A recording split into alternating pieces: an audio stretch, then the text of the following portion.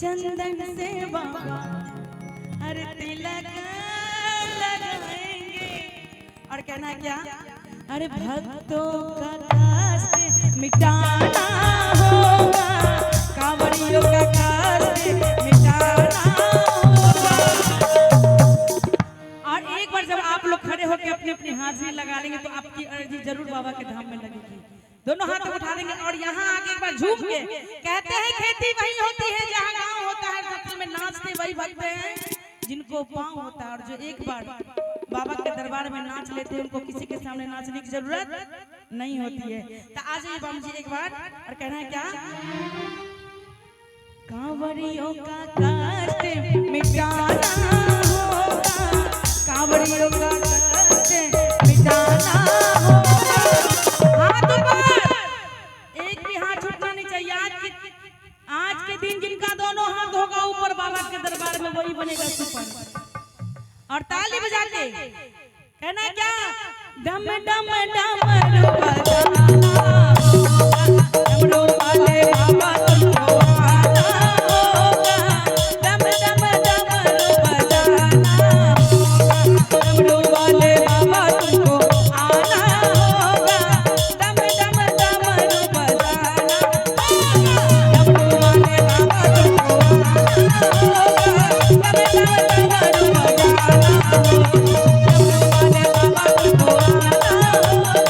डम डम डमरू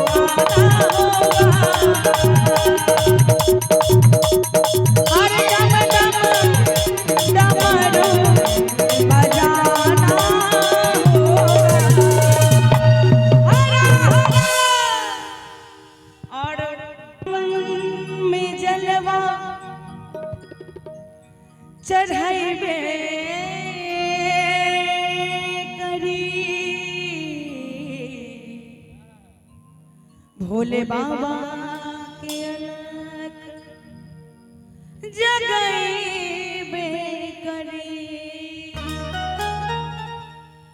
कि जब ले दुनिया में सूरज अचंदा रही, किनारा बोले बम के हरदम सुनैबे करी। बोल सच्चे दरबार की। और कहना क्या, कि ना छप्पर ना छानी सब काहे ओ घरदानी, अरे ना कुर्ता ना धोती सर बाहे कि पिएला न गांजा अखाले बेल पाटिया हो डम डम। और एक बार जितने भी बम कैंपस में एक बार आप सबों से मेरी विनती है, हाथ जोड़ के एक बार आप लोग यहाँ आके खड़े होकर अपनी अपनी हाजिरी लगा लेंगे। एक बार आ जाइए। देखिए, इसलिए कहा गया है जो सरकार महिला को ज्यादा प्रोटेक्ट करती है। आप लोग को इतनी देर से बोल रहे हैं, आप लोग नहीं उठ रहे, वो अकेली महिला उठ के आ रही है। एक बार आप लोग उनका साथ दे दीजिए। आ जाइए आगे, एक बार आ जाइए बम जी, आगे आ जाइए। एक बार आगे आ जाएंगे तो हम सभी कलाकारों को एनर्जी मिल जाएगी गाने की। एक बार आप लोग भी खड़े हो जाइए, आ जाइए, आ जाइए बम जी। बोले हरा हरा। और कहना क्या, हो डम डम, हो डम डम। बम जी यहाँ आ जाइए, आगे आ जाइए। आगे आ जाएंगे तो आप लोग भी कैमरा में आ पाएंगे। हम लोग के पास ये रिकॉर्ड होकर रखा जाएगा जो हम लोग बाद में एलईडी पे चलाते हैं। और आगे आ जाइए आप लोग। तो कहना क्या, हो डम डम, हो डम डम, हो डम डम, कामरू बजावे रे हमारे लोगिया, हो डम डम, कामरू बजावे रे हमारे लोगिया। नहीं आएंगे, खड़े हो जाइए। एक बार हमरे लिए नहीं भैया, बाबा के लिए और अपने अपने लिए खड़े हो जाइए।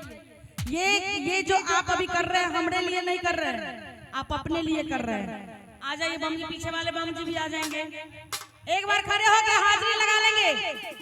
थक गए एकदम पंचर का जी, एकदम पंचर हो गए का। खड़े होकर एक बार झूम लीजिएगा, सब थकान दूर हो जाएगा।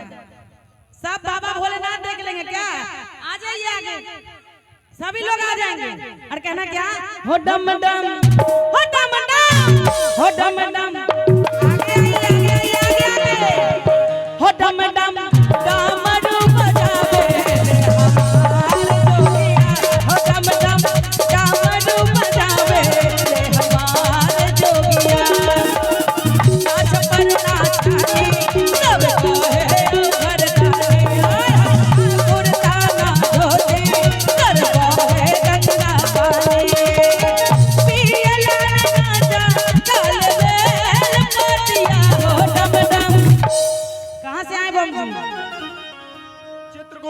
चित्रकूट से आए हैं। बड़ा स्मार्ट लग रहा है बम जी। और थोड़ा सा ये गमछा नहीं खोलिएगा, खोल लीजिए। थोड़ा सा ऐसा नहीं भैया, इनको दीजिए आप। हाँ थोड़ा सा ओढ़ लीजिए, खेसारी लाल यादव में थोड़ा स्टाइल में।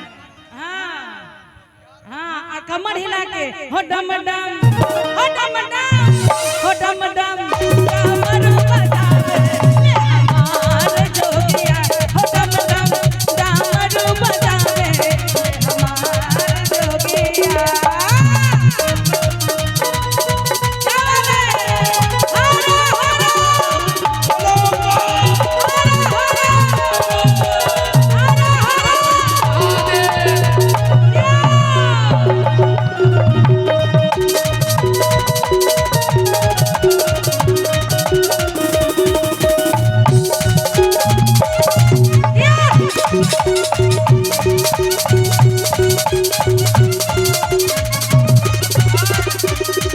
बाबा अपने रे हाथे खुद भस्मासुर बनावे बनावे बनावे, डर से भाग भाग के जान बचावे बचावे बचावे। बाबा अपने रे हाथे खुद भस्मासुर बनावे, डर से भाग भाग के जान बचावे। तो के माया में मरा ले मोतिया हो डम डम, हो डम डम। बाबा नगरिया दूर है, गाना जरूर बाबा नगरिया दूर है, हो डम डम, हो डम डम, हो डम डम डमरू बजावे हमारे जोगिया, हो डम डम डमरू बजावे हमारे जोगिया। आसो के सावन में घरे बाकी नाई बा, आसो के सावन में घरे बाकी नाई बा। हरा हरा हरा हरा बोले बैटरी डाउन हो गया क्या है? बोले अरे रजाऊ देव घर जाइबा कि ना जाइबा, ए रजाऊ देव घर जाइबा कि ना जाइबा। आसो के सावन में घर आइबा कि ना आइबा, आसो के सावन में घर आइबा कि ना आइबा। ए रजाऊ देव घर जाइबा कि ना जाइबा, ए रजाऊ देव घर जाइबा कि ना जाइबा।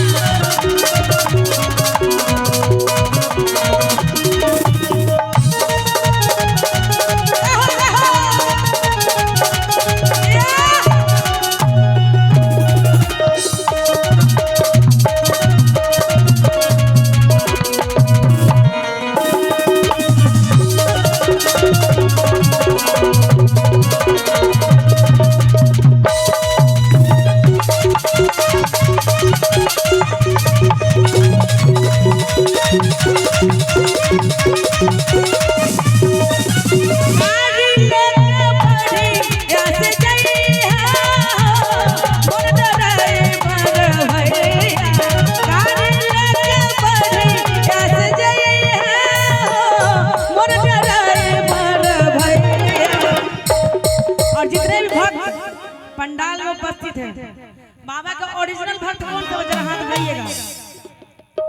ओरिजिनल माने बूझे भांग धतूरा वाले आप हैं अकेले। बाप रे इतना में एक वही बाबा है। तो कहना है कि गाड़ी लेके बढ़िया से जय हो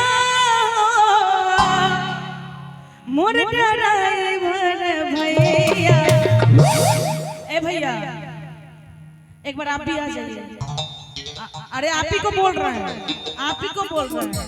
और कहना क्या, अरे भांग पी के, अरे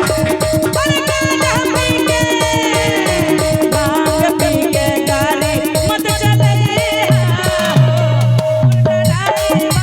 भैया, भांग पी के गाड़ी मत चलिए मोर ड्राइवर भैया, गाड़ी लेके बढ़िया से जइया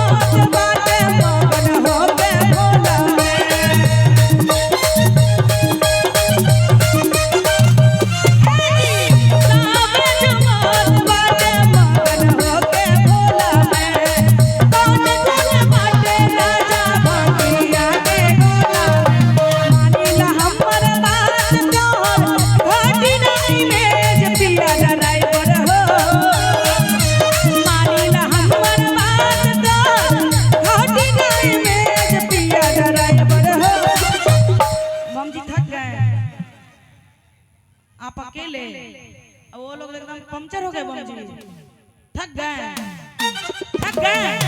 नहीं थके तो एक बार झूमते हुए कहना क्या कि धक्का धक्का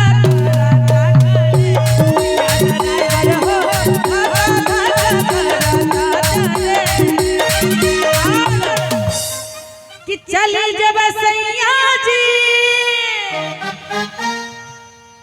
अरे कहाँ जाना है, कहाँ से आए हैं? सुल्तानगंज नगरिया। आप कहाँ से आएंगे? यूपी से आए हैं।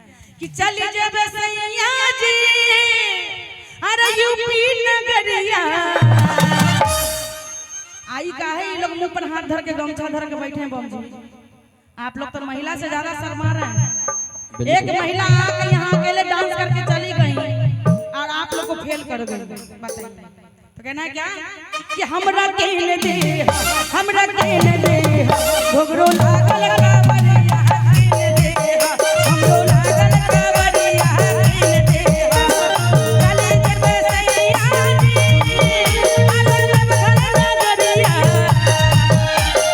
चले जब सैया जी, अरे जब घर नगरिया। और पीछे में खड़े होकर हमारी महिला बम लोग खड़ी हैं।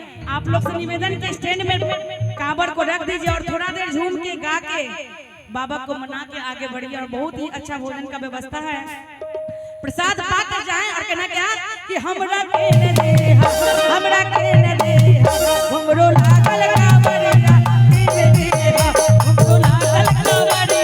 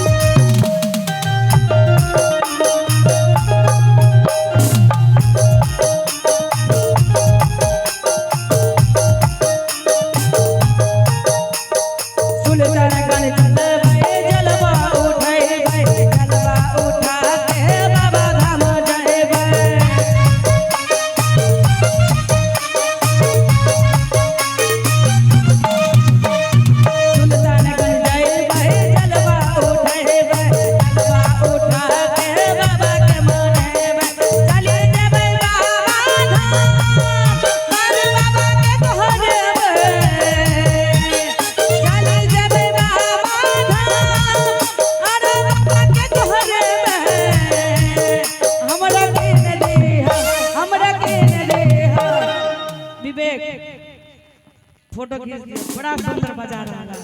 कही हमरा के दे, हमरा के दे, किन देबै ना बिल्कुल। के घोंघरो लागल कावरिया किन दे, घोंघरो लागल कावरिया किन दे। चले जब सैया जी अरे जब घर नगरिया, चले जब सैया जी अरे जब घर नगरिया। हमरा के दे, हमरा के दे, घोंघरो लागल कावरिया किन दे, घोंघरो लागल कावरिया किन दे, घोंघरो लागल कावरिया किन दे, घोंघरो लागल कावरिया किन दे, घोंघरो लागल कावरिया, घोंघरो लागल कावरिया किन दे, घोंघरो लागल